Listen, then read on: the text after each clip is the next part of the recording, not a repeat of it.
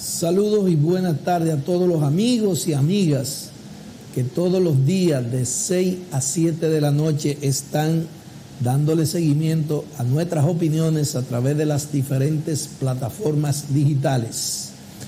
Hoy, como siempre, análisis y comentario de los principales hechos acaecidos, tanto en el plano nacional como en el plano internacional. Bueno, dentro de las noticias importantes del día de hoy está la que tiene que ver, la reseña que traen los medios sobre la decisión del Senado de la República de aprobar en segunda lectura el proyecto de Código Penal de la República Dominicana.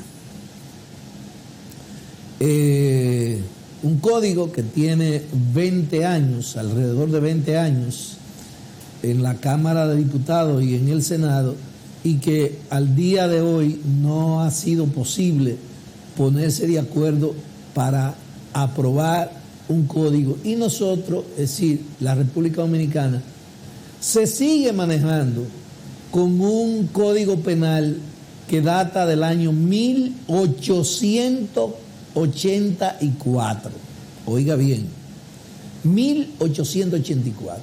Con un código de lo que era la sociedad en esa época, todavía nosotros no estamos manejando. Por eso encontramos en el código que hay pena de 5 pesos y de 25 pesos, porque esa era la realidad de la época.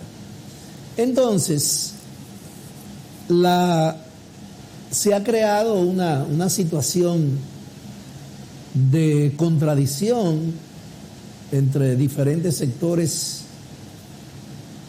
con lo que tiene que ver con el código. Y hay los sectores más inteligentes, es decir, los grupos económicos que son los más inteligentes, que tienen sus representantes tanto en la Cámara de Diputados como en el Senado.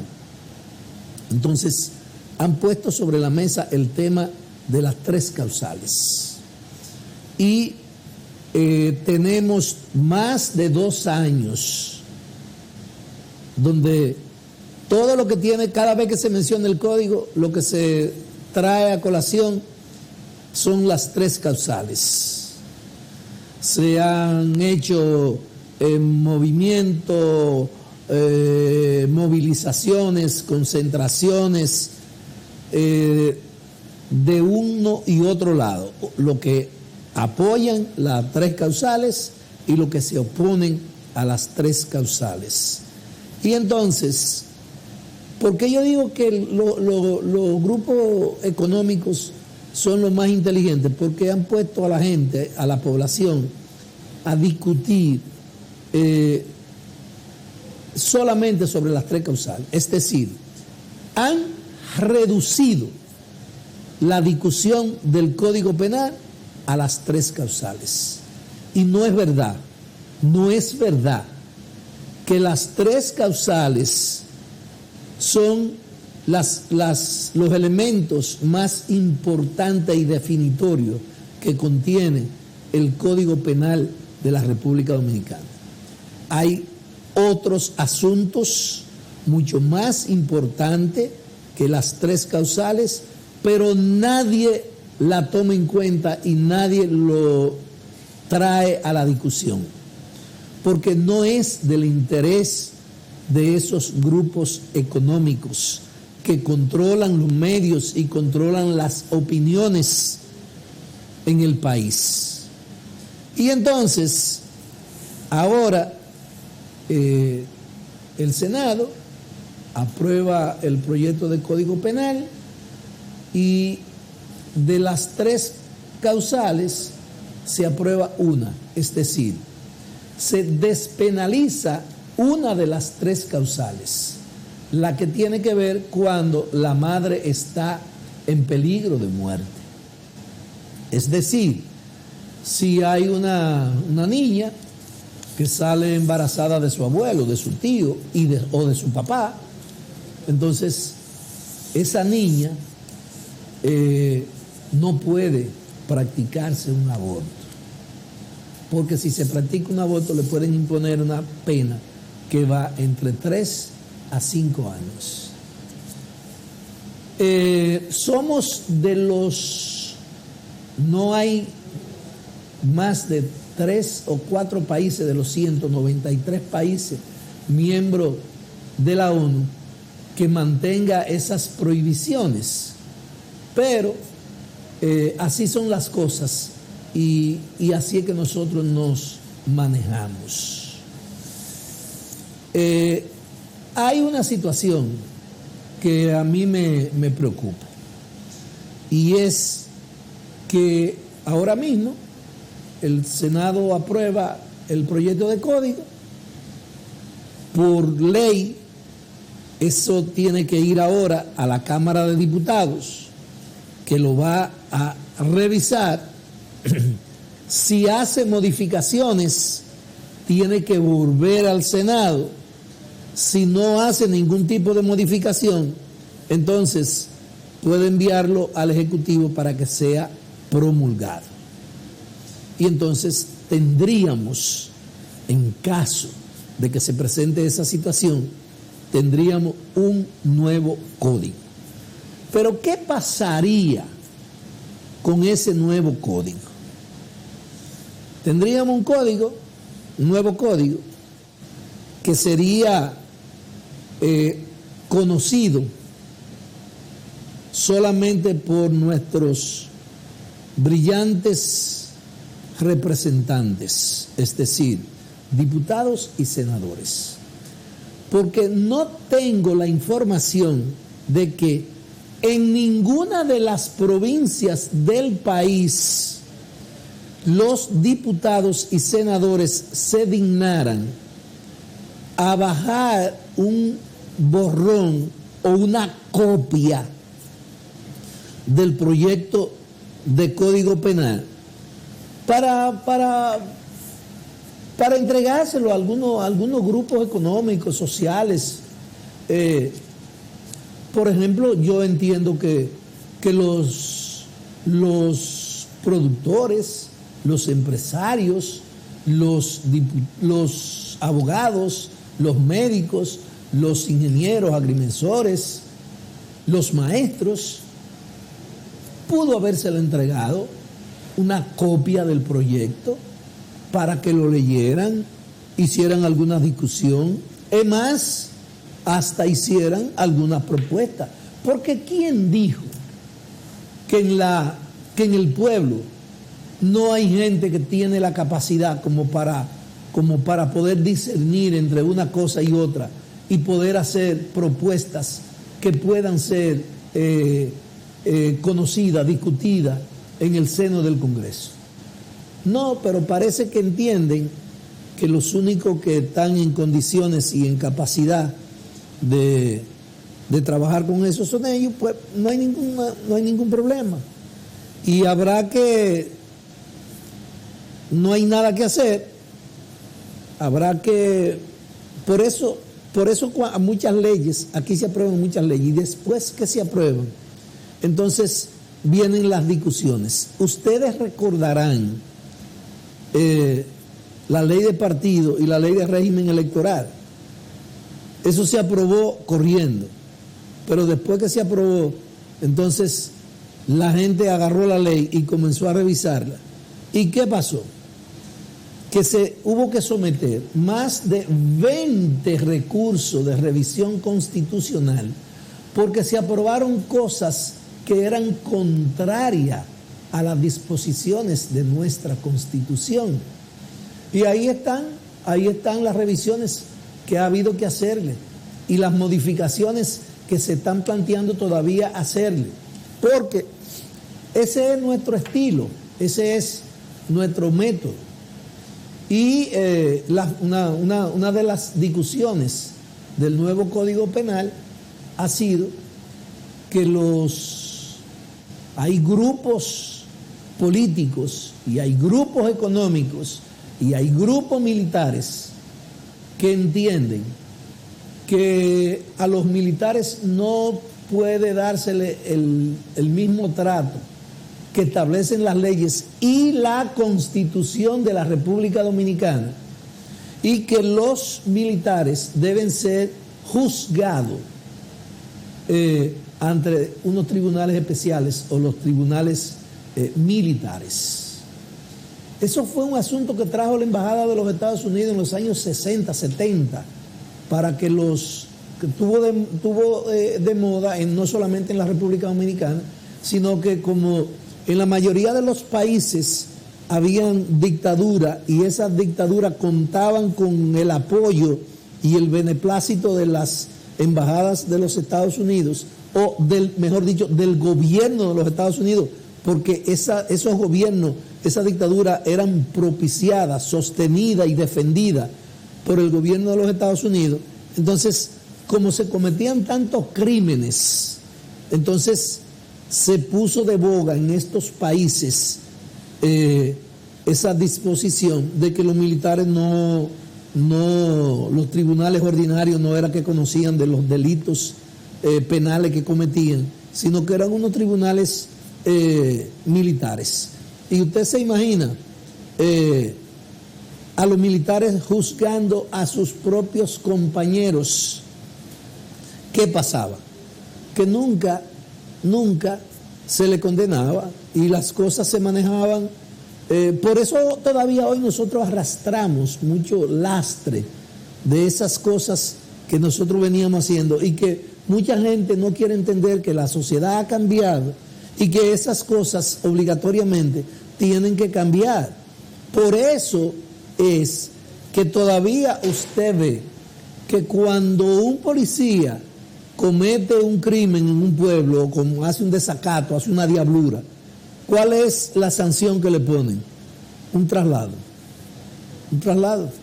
Entonces lo trasladan de Moca para Nagua, de Nagua para Cristo Rey, y así, porque esos niveles de convivencias entre gente que no respetan la ley todavía se mantienen en la República Dominicana. Y en el proyecto de código se ha querido mantener el problema de los tribunales militares, evidentemente. Eso es contrario a la Constitución de la República, específicamente al artículo 254 de la Constitución Dominicana. Entonces, eso no puede pasar. Y en caso de que pase, simplemente nos vamos a quedar patinando, porque entonces alguien va a aparecer, muchísimos grupos, muchísimas organizaciones, que va a apoderar el Tribunal Constitucional de un recurso de revisión, y entonces esas cosas se tendrían que modificar. De toda forma, hay muchas cosas en el código que constituyen un avance, pero hay muchas cosas que no constituyen un retroceso, pero sí un estancamiento en cuanto al desarrollo. Porque nosotros todavía tenemos muchas cosas que tenemos que mejorar. Ese código procesal penal que está hecho para tipos de sociedades diferentes a la nuestra, y que nosotros tenemos que manejarnos con ese código procesal penal, donde los delincuentes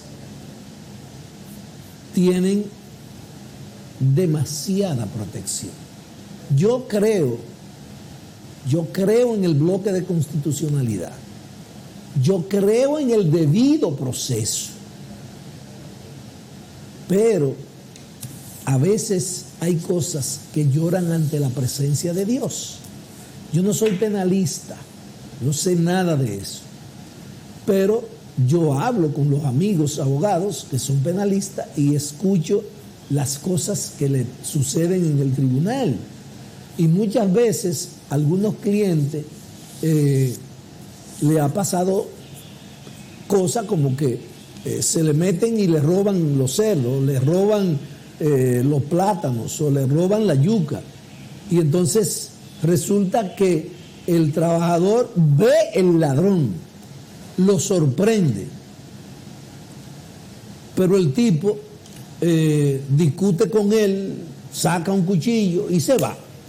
Y entonces cuando le ponen la querella, la palabra del ladrón tiene más peso que la palabra del que cuida la finca, porque entonces dice el juez allá, no, porque es la palabra de él contra el sereno de la finca.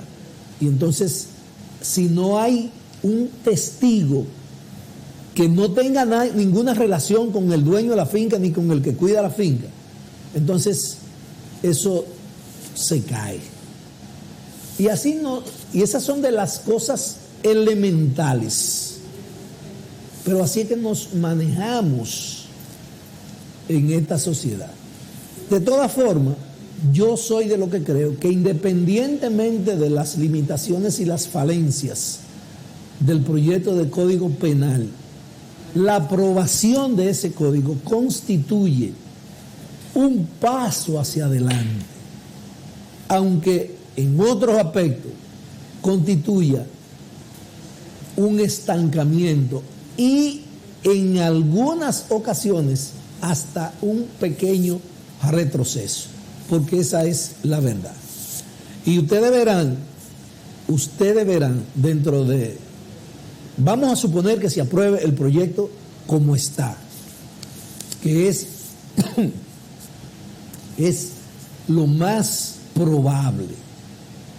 Pero ustedes verán dentro de 4, 5, 7, 8, 10 años en los tribunales los abogados triturando las disposiciones de ese código.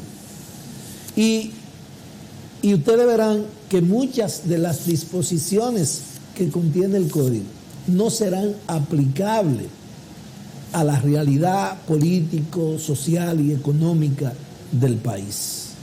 De todas formas, vamos a esperar que las cosas sigan avanzando. Señores, esta es una sociedad que yo no sé lo que vamos a tener que hacer aquí, pero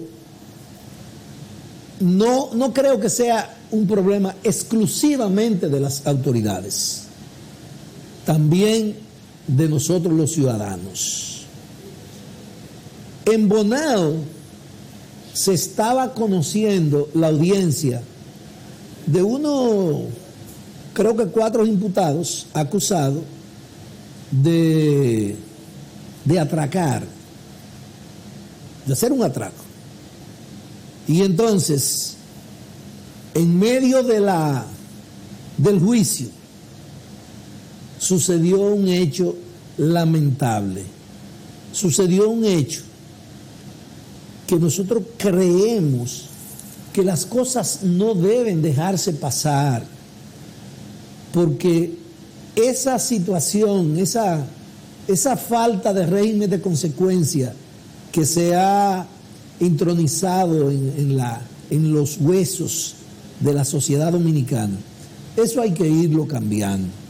No es verdad que nosotros podemos seguirnos manejando con el que todo es todo y nada es nada. Un tribunal, una sala de audiencia, es un lugar sagrado, es un lugar que tiene una solemnidad que la gente tiene que obligatoriamente que respetar. Y el que no respeta esa solemnidad de ese espacio físico, y fundamentalmente cuando se está celebrando una audiencia, entonces tiene que haber alguna sanción.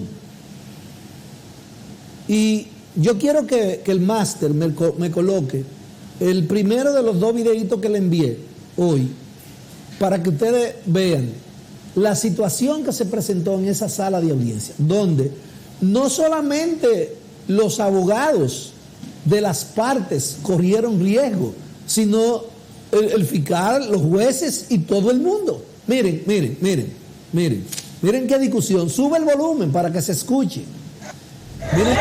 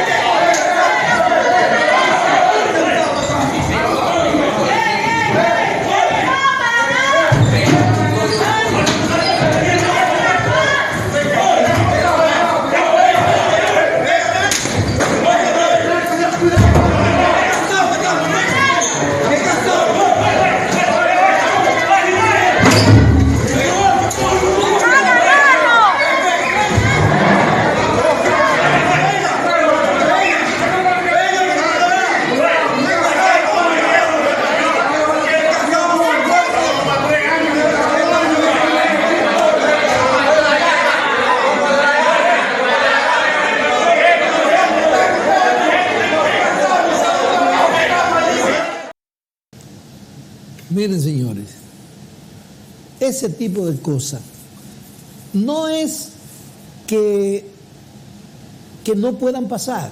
Somos seres humanos. Ahora, lo que yo digo es que esas cosas no pueden pasar y ya. Las personas responsables de ese tumulto, de esa situación que se presentó ahí, eso no se puede quedar así. Y si esa persona, los imputados son los responsables de esa situación, esa gente, tiene que haber una sanción adicional para ellos, porque tú no puedes relajar una sala de audiencia donde hay un juez, hay un fiscal, hay una secretaria, hay un alguacil, hay unos militares que tienen la función de garantizar el orden. Y usted dirá, bueno, pero hay que sancionar a los militares que permitieron esa situación. Bueno, hay que investigar cuáles son los orígenes del tumulto y ver cuál fue la actitud de los militares, porque el hecho de que se presentara el tumulto, eso no garantiza que los militares fueran los culpables y los que permitieran que se presentara, porque hay situaciones, y yo le digo porque he conocido, y es más, en 2 ocasiones yo me he visto envuelto en situaciones de esa naturaleza en tribunales. Y entonces eso a veces se hace incontrolable. Pero sí, insisto, esa situación no puede dejarse pasar. Eso no puede quedarse así. Señores, el gobierno ha anunciado que para diciembre y enero los comedores económicos van a estar distribuyendo cientos de miles de raciones de comida. Yo he sido opuesto a esta práctica y ojalá que la distribución de esas raciones de comida que hará el gobierno en enero y febrero a las personas más vulnerables, eso cuente con orden, con disciplina y con justicia, porque es cierto, hay mucha gente que en diciembre y en enero, en esos días de fiesta, no tiene la posibilidad de hacer las humildes celebraciones y de comer. Y esa persona, si el gobierno la va a asistir, que yo estoy de acuerdo que se hubiera hecho de otra forma, como se va a hacer, por ejemplo, con las tarjeticas, la tarjeta de la gente, que se le va a dar 1.500 pesos para que puedan cenar. Bueno, es preferible. Pero si el gobierno ha tomado la decisión de hacerlo a través de los comedores económicos, pues que se hagan, pero que se puedan organizar, teniendo en cuenta que muchas de esas personas vulnerables son niños, mujeres, ancianos, y que a veces incluso hay muchos ancianos que ni siquiera se pueden trasladar. Que si algunos amigos porque todavía en esos partidos quedan personas que tienen vocación de servicio. Y por ejemplo hay lugares, el viejo Puerto Rico, la Saona, la Española, donde pueden haber esas personas vulnerables. Ahí hay personas que son dirigentes del partido en el gobierno y otros que no son dirigentes del partido en el gobierno, que simplemente son comunitarios, son dirigentes del dirigente comunitario y son de los vecinos, de la junta de vecinos y esas cosas. Y entonces que esas personas puedan colaborar para hacer más fácil que esas raciones puedan llegar a esas personas vulnerables que realmente tienen grandes necesidades. Eso ojalá que se pueda hacer de esa forma. Señores, creo que en la semana pasada hicimos un comentario que tiene que ver con el asunto de los taxistas. Ustedes recuerdan que hablábamos de la situación que se estaba dando entre los taxistas que tenían su plataforma de Uber y los taxistas tradicionales. Entonces, había una situación de enemistad, había una contradicción en cuanto a cómo se recogían los pasajeros, y todos ustedes vieron a través de diferentes medios de comunicación del país los enfrentamientos que se hicieron, e incluso esos enfrentamientos produjeron hasta muertos y produjeron que medios de comunicación internacionales hicieran referencia a esos enfrentamientos, esos caos que se presentaban en los hoteles con los turistas y los taxistas. Bueno, pues tenemos la buena noticia de que el Instran y el Ministerio de Turismo hicieron un acuerdo con los turistas, con los taxistas de la plataforma de Uber y los tradicionales, y ahora los tradicionales todos van a estar en diferentes plataformas, si van a tener las mismas oportunidades, y además se le va a permitir a los de la plataforma, porque todos tendrán plataforma, las mismas oportunidades. Yo pienso que eso viene a resolver un grave problema en el país, porque la verdad es que cuando la prensa internacional hacía referencia a esos tumultos, a esos enfrentamientos que se presentaban entre taxistas peleando por turistas, la imagen del país quedaba muy mal, pero muy mal. Y yo creo que el hecho de haberse llegado a un acuerdo, eso es positivo para el país y positivo para el turismo, porque no podemos olvidar la importancia que tiene la remesa y el turismo para la economía de la República Dominicana. Y tampoco podemos olvidar que nosotros no estamos solo en el mundo, y mucho menos solo en la región. Tenemos en el turismo grandes competencias. Ahí está Cuba, ahí está Panamá, ahí está Sudamérica.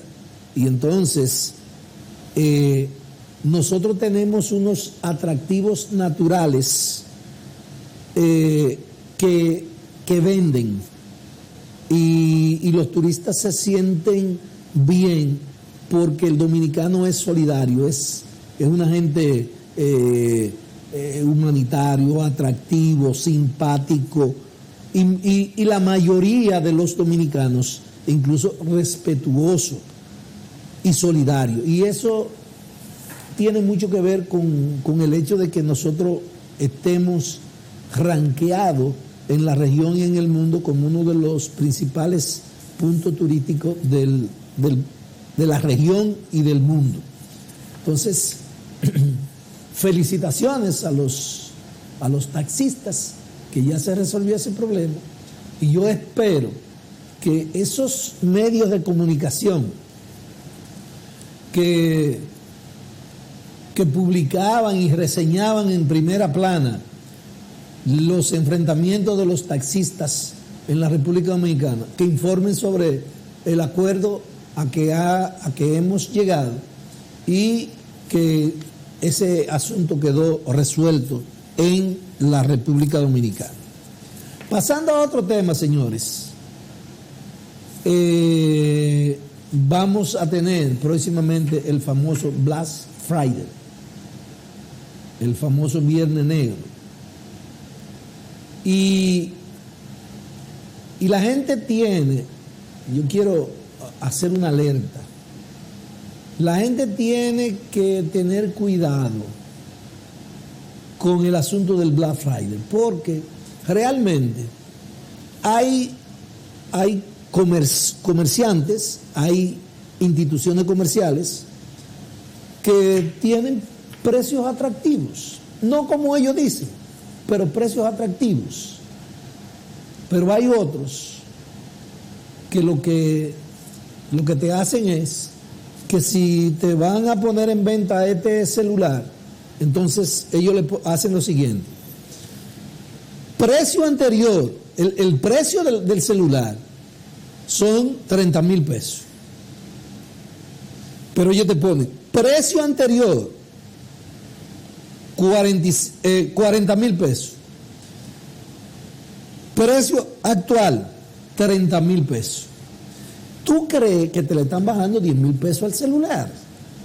Pero ellos no le están bajando un centavo. Lo que ellos te están haciendo es un engaño. Y eso lo hacen muchos comercios en el país, en la República Dominicana. Eso es así. Entonces, la gente tiene que tener mucho cuidado. Es más, a veces parece que los muchachos que trabajan en esos comercios se le olvida y le dejan el precio real. Y entonces, si usted lo busca bien, puede encontrar el anterior que le pusieron y el actual que ellos le ponen. Y entonces usted puede darse cuenta de que es un fraude, de que es un engaño. Pero no solamente tenga cuidado al comprar por el problema de los precios, sino también lo que tiene que ver con la calidad del producto. Pero además, sepa usted, señor y señora, que los ladrones están preparándose. Se están preparando los ladrones. Y entonces, cuando salga a la calle, salga a 4 ojos, salga con mucho cuidado. Si usted puede, no salga solo, salga con la vecina, con el amigo, con el hijo, con el sobrino, con el tío. Si puede, no salga solo o sola, salga acompañado. Y como le dije, 4 ojos, porque los ladrones van a estar haciendo el trabajo de ellos. Usted sabe cuál es el trabajo de los ladrones. Y la Asociación de Ladrones ya emitió su primer boletín de que vienen duros en esta Navidad, independientemente del anuncio del director de la policía de que van a haber qué sé yo cuántos militares en las calles. Eso es bueno, pero eso no no garantiza cero atraco y cero problema en la calle. Señores, vamos a subir y no se vayan, que en breve regresamos.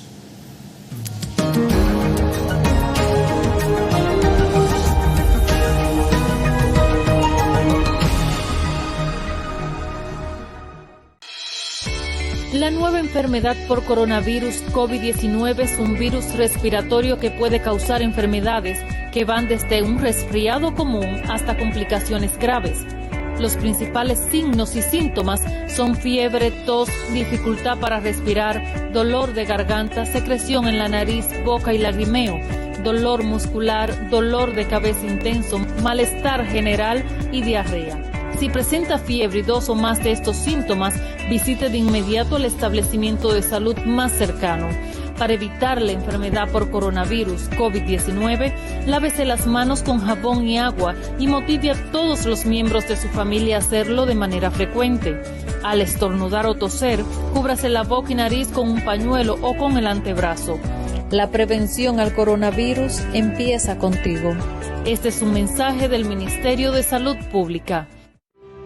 Hola mi gente, ¿recuerdan ustedes que con motivo al Día Internacional de la Naturaleza y el Día Internacional de la Mujer, a principios de marzo realizamos una jornada denominada Ecomujer, donde los árboles se sembraban en honor a una mujer y se le ponía el nombre de quien queríamos homenajear?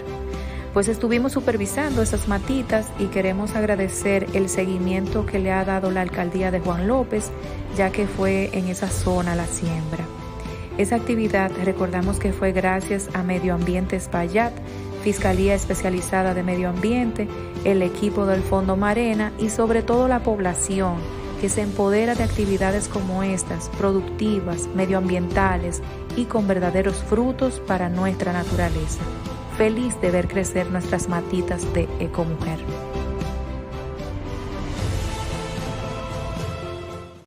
Está en Santiago, el centro endoscópico más completo de toda la región. Sendosa, una alternativa eficaz para el diagnóstico y manejo de las enfermedades del tracto gastrointestinal por profesionales de la medicina. Videoendoscopía y videocolonoscopía. Sendosa, centro endoscópico de Santiago. Precisión diagnóstica. Calle Independencia número 67, teléfono 829-581-0020. Doctores Joana Grullón y Rubén Santos, gastroenterólogos endoscopistas. Sendosa, Centro Endoscópico de Santiago. Precisión diagnóstica. En nuestras manos está tu salud. El Boulevard Center es un hotel para aquellos que exigen comodidad, tranquilidad y sobre todo altísima calidad. Para asuntos empresariales y familiares, el Hotel Boulevard Center ofrece habitaciones de clase ejecutiva, dobles y sencillas, y la confortabilidad y servicios de un hotel de ahora. Internet Wi-Fi, bar, parqueo cerrado y seguridad 24 horas. Confía tu tranquilidad a nuestro personal que saben cómo darte el mejor trato. A solo 8 minutos del Aeropuerto Internacional del Cibao, en la Avenida Inver 18 en Moca, Hotel Boulevard Center. Más información 809-578-5559.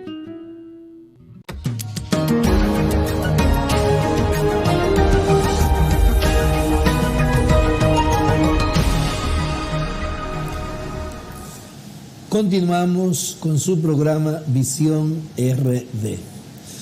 Señores, ustedes recordarán una plataforma que se llamaba o se llama Wikileaks. Y recordarán un periodista austriaco residente en los Estados Unidos que se llama Julian Assange. Ese periodista fue que denunció los crímenes que cometían los militares estadounidenses, tanto en Irak, en Siria, en Libia, en Afganistán, y todas las atrocidades que cometió la inteligencia de Estados Unidos, incluso con los prisioneros de Guantánamo, que eran unos prisioneros que estaban acusados de participar en el atentado a la Torre Gemela del 11 de septiembre. Y entonces, ese periodista tuvo que irse, exiliarse en Ecuador. Y entonces, en Ecuador, mientras Correa fue presidente, él no tuvo dificultad. Pero resulta que cuando ganó Lenín Moreno, que se lanzó en los brazos de la Embajada de los Estados Unidos, entonces le violaron los más elementales derechos a Julian Assange y lo sacaron de la Embajada de Ecuador. Ese señor todavía está preso, y está preso sin sentencia, está preso sin acusación prácticamente, simplemente porque Estados Unidos le impone al Reino Unido y a donde quiera que está, que tiene que estar preso. Y la gente de la CIP, Sociedad Interamericana de Prensa, que viven hablando de la libertad de expresión y esa cosa, en silencio. Y usted no ha visto en ningún medio de comunicación de la República Dominicana haciendo referencia a eso, ni los periodistas de la República Dominicana tampoco se refieren a eso. De todas maneras, nosotros le vamos a poner un videito para que ustedes vean cómo va el proceso del señor Julian Assange. Master, por favor, colócame el videito y dale volumen. Esta semana salió a la luz una novedad trascendental en el caso de Julian Assange. No se preocupen si no recuerdan haber visto nada en los grandes medios. No es que sufran pérdida de memoria, no. Suele ocurrir con ciertos temas. El testigo clave en cuyo testimonio se basó la justicia estadounidense para montar su acusación contra el fundador de Wikileaks se retractó de las declaraciones que ofreció en su momento. Básicamente hoy afirma que se lo inventó todo. Y podríamos decir que esto supondrá un giro de 180 grados en la situación legal del activista, pero haciendo un seguimiento de todo lo sucedido hasta el presente, no abundan los motivos para afirmarlo con seguridad. Más bien lo contrario. No se pierdan los nuevos detalles de uno de los procesos judiciales más largos, cínicos y silenciados del presente siglo. Ahí les va.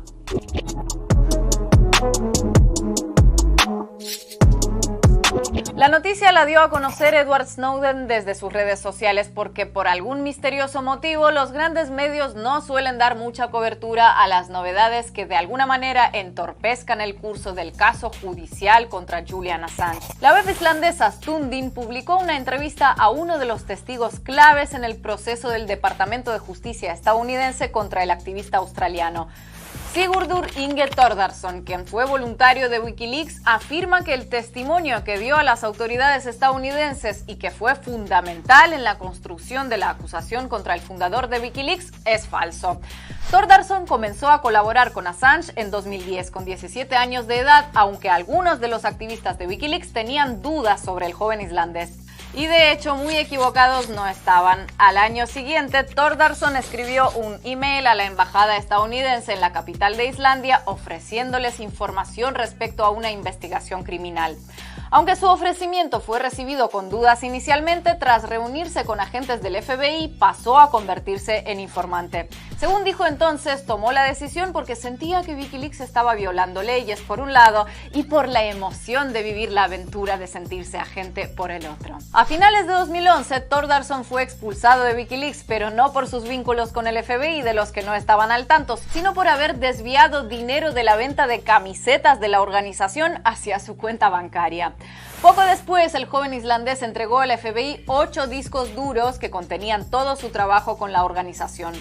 Thordarson pidió dinero a la agencia estadounidense argumentando que ahora se encontraba sin empleo y el FBI le entregó $5,000 a cambio de su colaboración. Sin embargo, en los discos duros, chats y capturas de mensajes aportados por Thordarson no había indicios de crimen que implicaran a Assange en particular o Wikileaks en general.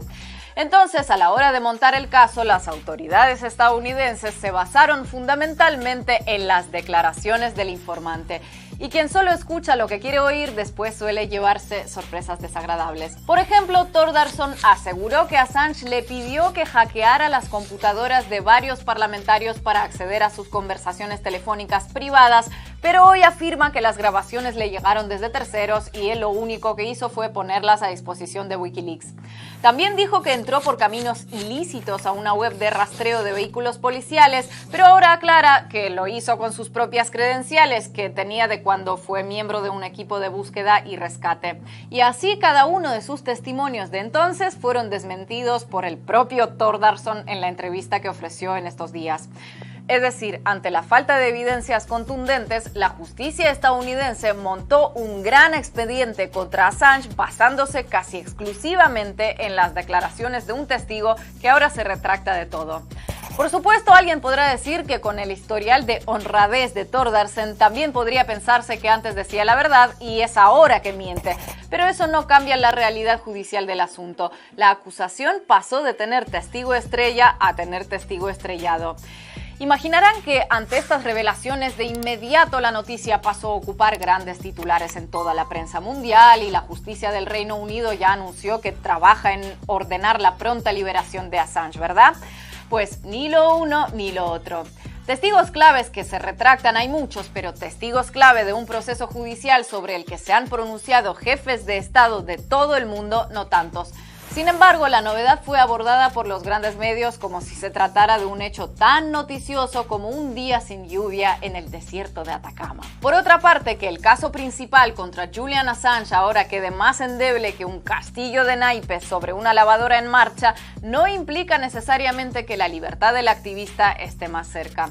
Si recapitulamos, el fundador de Wikileaks lleva casi una década o prófugo o encarcelado por una serie de diversos casos que hasta ahora siempre terminan en nada, pero que tienen en común entre sí que igual siempre lo mantienen o prófugo o encarcelado. En agosto de 2010, pocos meses después de que Wikileaks hubiera dado a conocer una de sus publicaciones más notables, como el famoso video en el que un helicóptero estadounidense dispara contra 18 civiles iraquíes, Assange visitó Suecia, donde fue acusado por 2 mujeres de agresión sexual. Sin embargo, el caso fue rápidamente cerrado por la justicia sueca y se le permitió abandonar el país. En los siguientes 2 meses continuaron las revelaciones de Wikileaks cada vez más audaces, culminando en la filtración de 250.000 cables diplomáticos de Estados Unidos, conocida como Cablegate. Pocas semanas después, la Fiscalía sueca decidía reabrir las acusaciones de agresión sexual. Coincidencia o no, ese mismo mes, noviembre de 2010, el fiscal general estadounidense anunció el inicio de una investigación criminal contra Wikileaks. Assange, que estaba en Londres para entonces, se presentó a todas las citas con la justicia británica que se le requirieron durante casi 2 años, hasta que en mayo de 2012 se aprobó su extradición a Suecia. Temiendo que una vez allí pudiera ser entregado por el gobierno sueco a Estados Unidos, donde podía enfrentar larguísimas penas de prisión acusado de espionaje, el activista aceptó recibir refugio en la Embajada del Ecuador hasta que el gobierno de Lenín Moreno lo entregó a las autoridades británicas 7 años después. Entonces la justicia sueca decidió reabrir el caso que había abandonado, pero para volver a abandonarlo meses más tarde por evidencias insuficientes. ¿Llegaba su hora de ser libre? Ni tanto, porque en mayo de 2019 la justicia británica condenó a Assange a casi 1 año de prisión por haber incumplido los términos de su fianza en 2012. Condena que el Grupo de Trabajo de las Naciones Unidas sobre Detención Arbitraria calificó como violatoria de los principios de necesidad y proporcionalidad, por cierto. Alguien podría pensar que una vez cumplida esa pena, Assange podría por fin celebrar, pero nada que ver. Transcurrido el lapso de prisión impuesto, volvió a encontrar con que seguiría tras las rejas mientras la justicia británica determinaba si lo extraditaba a Estados Unidos, que lo seguía reclamando, o no. En enero de este año, la justicia británica determinó que no lo extraditaría porque temía que pudiera quitarse la vida. ¿Significó eso que obtendría la libertad ahora sí que sí? Por supuesto que no. ¿Cómo se les ocurre? Porque seguirá preso mientras Estados Unidos apela a la decisión de la justicia británica. Normalmente la respuesta a una pregunta del tipo ¿por qué está preso fulanito? No requiere más de 30 segundos, incluso si no se está de acuerdo con la condena. Fulanito está preso porque iba manejando ebrio. Fulanito está preso porque robó un banco. Fulanito está preso porque malversó dinero en la alcaldía, o eso dice el gobierno, pero suena a montaje. Sin embargo, explicar por qué Julian Assange sigue preso nos llevó 2 o 3 minutos de video intentando ser lo más breves posible. Además, fulanito está preso porque lo acusan de proseguir un acto sexual consensuado cuando se rompió el preservativo, aunque, bueno, después no hubo pruebas y el caso se cerró. Pero es que además no acudió a una audiencia de extradición y se escondió en una embajada. Sí, eso era. Ah, no, esa pena ya la cumplió, ¿verdad? Ahora que lo pienso, la cosa es que está preso porque lo reclaman desde otro país por publicar documentos secretos. Entonces está preso porque, aunque decidieron que no lo van a extraditar, pues mejor que siga preso por si cambia de idea y al final lo extraditan, claro. ¿Me explico? No mucho.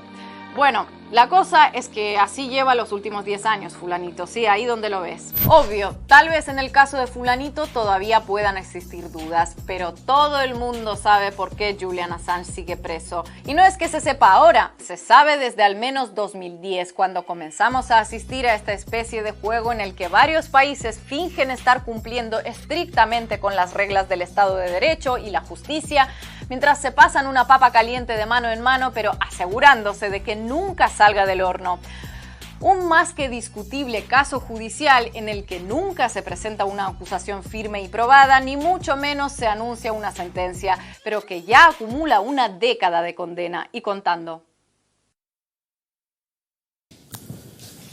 Bueno, esa es la historia del país más democrático del planeta.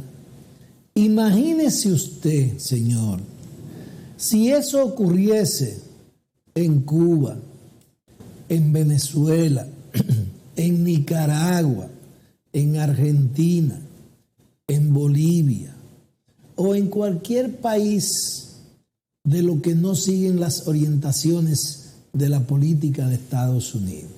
¿De qué acusarían a esos gobiernos? Yo le aseguro que si eso estuviese ocurriendo en un país de lo que yo le mencioné, la prensa nuestra y los periodistas nuestros no se callaran con eso. Eso lo trataran todos los días, a todas horas. Pero como es Estados Unidos que lo hace, aquí no, esas cosas no se tocan, esas cosas no se mencionan. ¿Y ustedes saben por qué? Primero, por lo que yo siempre le he dicho a ustedes, todos los ricos son compadres. Pero además, esta es una prensa muy comprometida, no la de la República Dominicana. Es un mal general de la región y del mundo. Es que la prensa está al servicio de los intereses de las grandes corporaciones y de los grupos económicos. Y entonces, los grupos económicos tienen mucho poder. Y hay gente aquí que está haciendo opiniones en los medios que tienen grandes colas. Y como tienen grandes colas, quieren siempre ponerse donde el capitán lo vea. Señores, se nos acabó el tiempo, lamentablemente, agradeciendo a los amigos y amigas que a través de las diferentes plataformas nos dan seguimiento y invitándolo a que no se vayan, que sigue Entre Jerez. Hasta mañana.